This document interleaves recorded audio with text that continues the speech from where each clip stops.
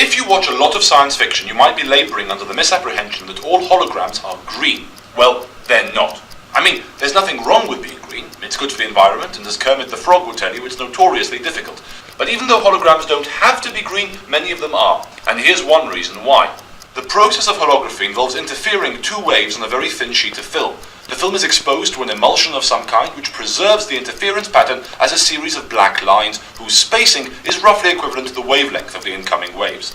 When one of the waves is shone back through the film, the lines act as a diffraction grating, which reconstruct the second wave and make it appear as though the object had never been moved. Now, many of the emulsions used in the early days of holography, such as silver halide, had the unfortunate effect of shrinking when they were processed.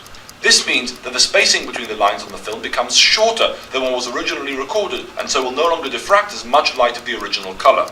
Instead, light of a shorter wavelength will be preferred, meaning that holograms recorded in green light will appear blue, and holograms recorded in red light will appear green.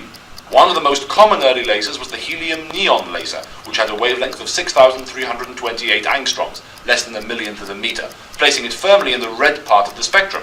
Under the influence of emulsion shrinkage, the spacing between lines becomes closer to 5,200 angstroms, which is characteristic of green light and hence produces a green image. An alternative explanation, of course, for the preponderance of green holograms in science fiction is that green holograms just look cooler.